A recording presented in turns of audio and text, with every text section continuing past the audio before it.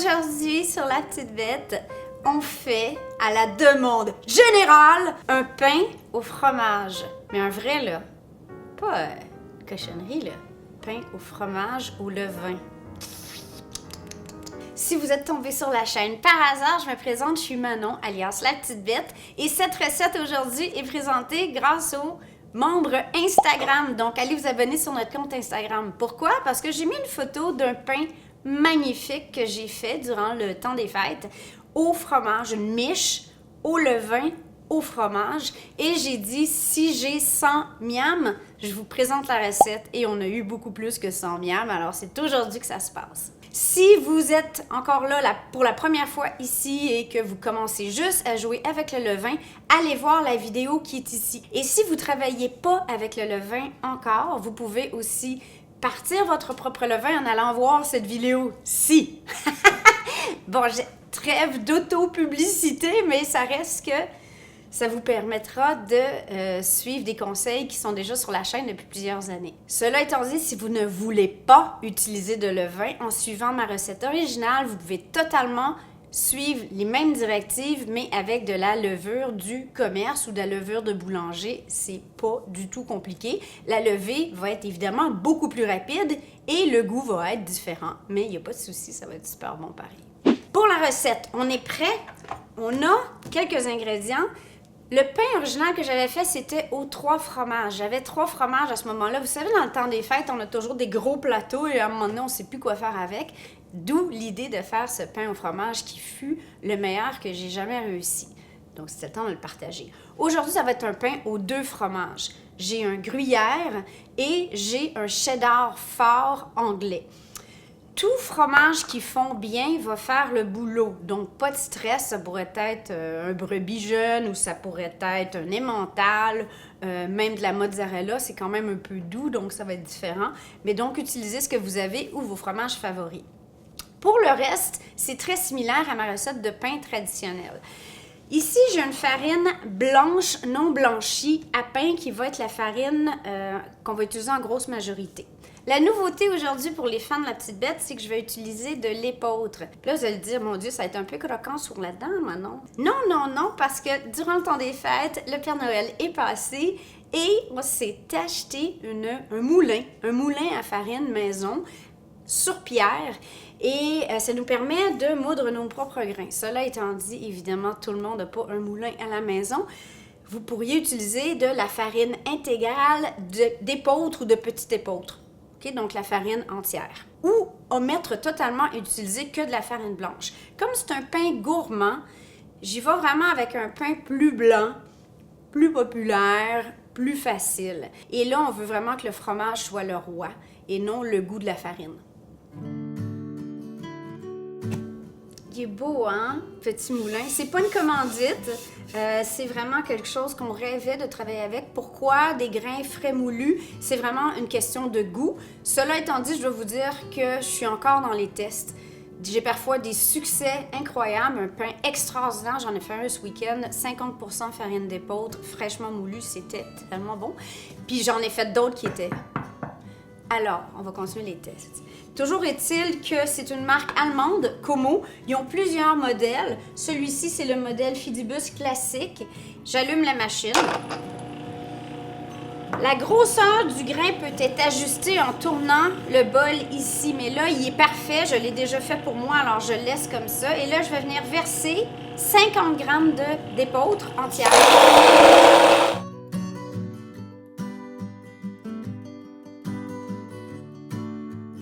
350 g d'eau, 100 g de levain liquide qui est hydraté à 100%. Donc, pour chaque 50 g de farine, 50 g d'eau. On s'entend? Donc, c'est la même quantité d'eau que de farine. Il flotte, donc il est prêt. J'ai eu beaucoup de demandes sur la vidéo sur le levain. Faites-vous-en pas, ça s'en vient. Ce que je veux faire pour vous, c'est avoir différents types de levain et différents stades de levain. Donc, d'ici un mois max, ça devrait être en ligne. OK? C'est une promesse de bite. Non, ça, c'est le contraire.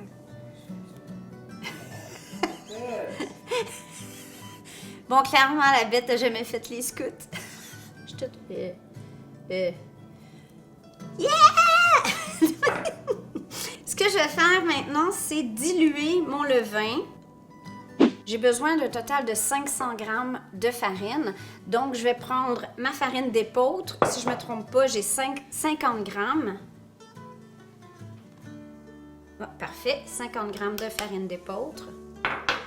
Et je vais avoir 450 g de ma farine blanche à pain.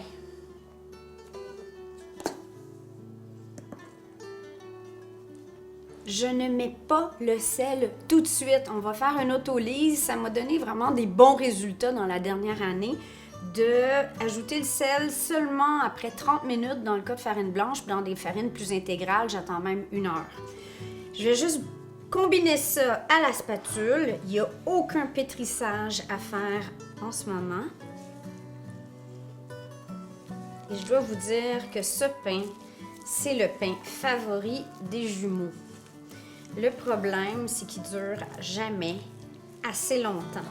Et c'est criminel parce que ce pain-là, en rôti ou en toast le lendemain matin avec du beurre, c'est... Mais il faut d'abord qu'il en reste.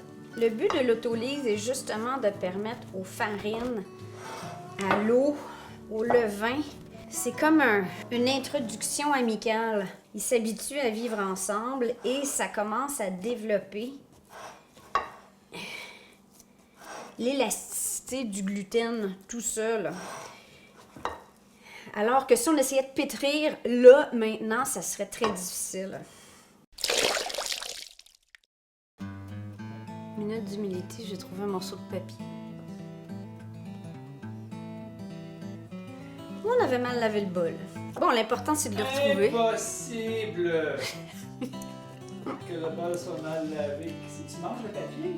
C'est ça, je me demande si c'est du papier. Bizarre. En tout cas, personne n'est mort de manger du papier. Hein?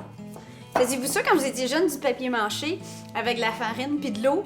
Puis là, on trempait les bandelettes de papier pour faire des masques puis toutes sortes de formes, des sculptures. Vous serez pas surpris de savoir que la petite bête, elle se léchait les doigts. C'est comme mes premières tentatives de pâte à pain. Tu sais, parce que si tu laisses un mélange à papier mâché fermenter assez longtemps, vous allez avoir du levain. Ah ouais? C'est uniforme. Ça m'a pris quoi? 2 minutes. Et là, moi, ce que je fais à ce stade-ci, c'est que comme c'est juste l'autolyse, pour 1 demi-heure, je vais simplement le couvrir. Je vais le mettre de côté et on va poursuivre avec fromage, sel et les petites épices si vous avez le goût. Bon, voilà. Après l'autolyse, on voit, voyez-vous comme la pâte est plus élastique? Elle serait déjà beaucoup plus facile à travailler. Maintenant, on va ajouter notre sel. 2 cuillères à thé, soit 10 g de sel. Avec le fromage, moi, j'aime mettre du poivre. Je trouve que ça se combine très bien. On pourrait aussi mettre du thym, du romarin, des herbes au choix. Des graines de sésame aussi, c'est super bon avec le fromage. Et là, on va venir ajouter notre fromage, 75 g de cheddar fort et 75 g environ de gruyère. Et en fait, j'y pense, je vais en garder un petit peu de côté. Vous allez voir pourquoi après. Maintenant, on va venir combiner tout ça et c'est là que c'est un peu moins évident quand on a du fromage. Oh, excusez-moi, il faut ajouter aussi 25 g d'eau. Ça va aider à tout combiner les ingrédients. Donc, 25 g d'eau. Là, le but, c'est que le sel soit complètement absorbé et le fromage le mieux distribué possible.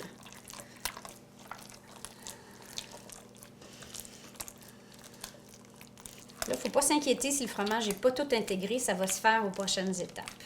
Quand on ne sent plus trop de grains de sel entre nos doigts, qu'on voit que c'est bien distribué, on laisse reposer pour 1 demi-heure. Et là, à chaque 30 minutes, donc premier repos de 30 minutes, On va faire des rabats. Des rabats, ça sert à quoi? Ben, c'est en fait, ça remplace le pétrissage, ça aide à développer le gluten. On va en faire 4 sur 2 heures. Et pour faire un rabat, c'est très simple. Je viens mettre ma main dessous la pâte comme ça et plap.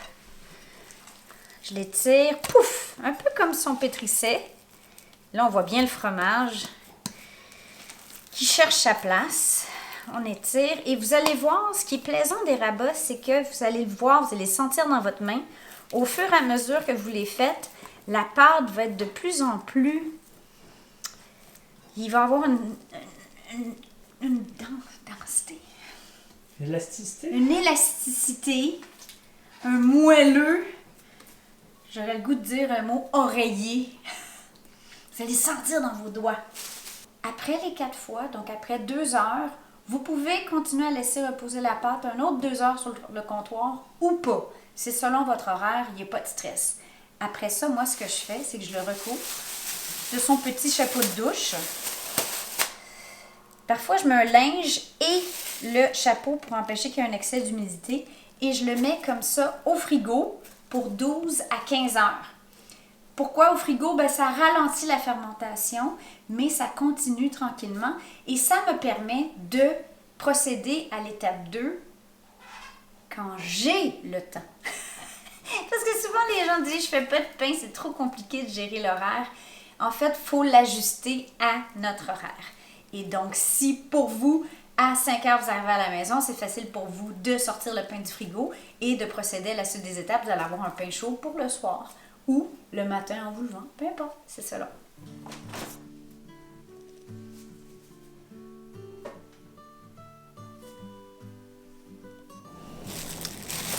Voilà, mon pain a passé 14 heures au frigo. Ce qu'on va faire maintenant, c'est qu'on va... On voit la pâte est très froide, donc elle va être facile à manipuler. Là, on va simplement venir former une boule en ramenant comme tous les coins, comme ça, simplement pour qu'elle repose un petit 15 minutes avant qu'on façonne notre boule finale. Ouh, on voit le fromage, les bulles. Ouh, des petits morceaux de fromage un peu partout. OK, bon repos, 15 minutes. Après mon repos initial, on va être prêt à façonner notre pâton. Alors là, ce que je fais, on met un petit peu de farine et là, on vient déposer. Et là, ce qu'on fait, c'est qu'on vient étirer un côté comme ça. On vient le virer au milieu. On le replie vers le centre. On étire.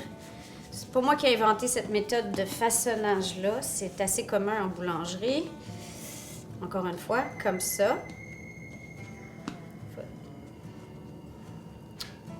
Manon, c'est quoi ça? C'est mon téléphone qui sonne. Le truc, quand on a des gros morceaux, comme dans le cas du fromage, c'est que ça rend le façonnage un peu plus compliqué. Et là, on vient prendre la partie du bas, on l'étire et on vient la refermer sur le dessus. Puis là, oh, regardez! Oh, le coquin! C'est pas grave, ça. Ça va faire un beau trou. C'est ça qui arrive, hein? C'est ça. Et on referme les bouts comme ça, tout simplement, sans trop se casser le pompon. L'autre côté, la même chose. Ça, je faisais pas ça avant, puis ça semble faire des bons résultats. Et là, c'est là qu'on vient s'assurer que notre pâte a une belle tension. Donc, on peut le faire comme ça, en tirant sur un comptoir le moins fariné possible, parce que le but, c'est que la pâte va venir coller dessous. L'autre façon de créer de la tension, c'est avec votre couteau à pain. On peut le faire comme ça aussi. Et en le tournant comme ça, ça colle. Il y a comme une adhérence qui se fait sur le comptoir. Et il faut s'imaginer que ça tord vers le dessous. Et donc, ça crée de la tension. Mais là, je pense qu'on a vraiment une belle boule. Et là, je vais venir transférer ma boule sur un papier parchemin. Là, je dois vous dire que cette année, on fait des gros efforts zéro déchet. Et j'ai commandé des trucs en silicone comme ça. Ceux-là, je ne vais pas les couper parce que je les utilise beaucoup pour mes plaques à cuisson. pour essayer de limiter ou d'éliminer carrément, idéalement, le papier à cuisson parchemin, qui est du déchet qu'on n'a pas besoin. Et ce que je vais faire, c'est que je vais les couper à la grosseur de mes cocottes à pain favorites. Et je vais en avoir plusieurs et je ne devrais plus avoir besoin de parchemin. Mais pour aujourd'hui, on va utiliser ça. On est bon pour le dernier après, donc la dernière poussée de mon pain. Et là, on va y aller selon la température de votre maison, selon votre farine. C'est au moins 1 heure d'attente normalement. Et à partir d'1 heure, ce qu'on va faire, c'est qu'on va vous montrer comment mesurer si le pain est prêt à enfourner là, trop tard, ou il faut encore attendre un peu. Comment savoir si mon pain est prêt, si la pâte a assez fermenté? OK, donc là, ici, je vais presser. Je vais prendre un peu de farine sur mon doigt. Si votre miche est farinée, ça va. Et là, si je vois que ça laisse une trace comme ça, on commence à être prêt, même on approche que le pain est trop fermenté. Donc, je vais partir tout de suite mon four. Si je presse et que ça revient tout de suite, c'est qu'il y a encore besoin de fermenter sur le comptoir. Donc, l'après doit être plus long. Si je presse et que ça fait il est beaucoup trop fermenté et là, vous avez passé le temps optimum. Enfournez-le pareil, là, mettez-le pas à la poêle, là, il va être bon pareil. C'est juste que ça va limiter ce qu'on appelle le oven spring, donc l'explosion de la pâte une fois rendue au four. Une des questions qu'on me demande le plus sur le pain, c'est quel type de cocotte est-ce qu'on peut utiliser? Toute cocotte qui supporte bien la chaleur et qui a un couvercle est parfaite. Cela étant dit, si vous n'avez pas de cocotte, ça se fait très bien sur une pierre à pizza ou une pierre à cuisson. La différence, c'est que la croûte va être moins épaisse et le pain va se garder moins longtemps. Ça fait une différence au niveau de la cuisson. Cette cocotte-là, elle est magnifique. Elle me vient d'un céramiste potier breton, Michel Nérinec, et elle est vendue en ligne. Donc, le lien va être dans le champ de description pour les Européens. Et il y a plusieurs grandeurs. Ça, c'est la grande. Et mes tests ont été très concluants jusqu'à date avec cette cocotte qui est en grès, qui supporte la chaleur extrême. Donc, ce que je vais faire à ce stade-ci, c'est simplement mettre ma cocotte au four et la chauffer avec le four à 500. Là, on va venir faire entailler notre pain pour s'assurer qu'il ait de la place pour pousser de façon délibérée. Donc, je prends une lame à pain. Si vous n'avez pas de lame à pain, pendant plusieurs années, un couteau à steak a été ma meilleure option. Un bon couteau à steak avec des dents. Mais c'est pas cher. Regardez dans nos liens, on a des liens sur Amazon pour trouver des lames. OK? Donc, ça vaut la peine. C'est pas cher, puis ça fait vraiment un sacré beau boulot. Donc, en angle avec la lame, et là, assez profond, vous allez voir pourquoi bientôt. Et là, je vais venir ouvrir quelques autres entailles sur le côté. Je peux même faire des petits motifs. De toute façon, avec le pain au fromage, il y a des chances qu'on ne voit pas les détails. C'est pas grave. Même chose de ce côté-ci.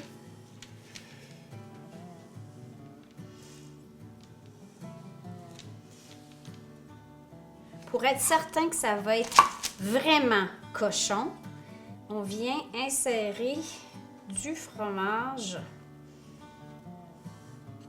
dans les entailles. C'est rare que les gens se plaignent qu'il y a trop de fromage, mais je pense que là, on est bon. OK? Délibérément, je ne vais pas fariner cette boule-là parce que j'aime l'effet luisant avec le fromage. Si j'utilise un papier parchemin, on vient découper alentour.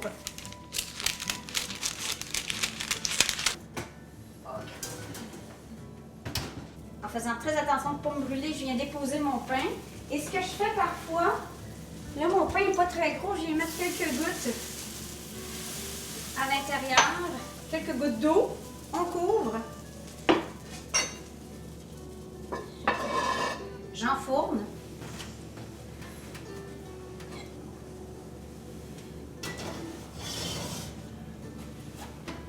Je baisse tout de suite le feu à 465. 20 minutes.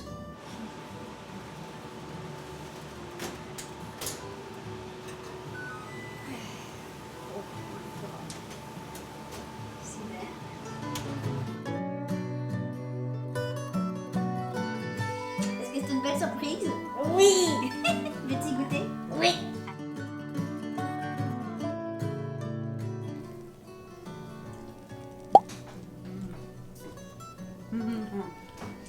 Qui veut du pain au fromage? Je veux plein de commentaires en dessous.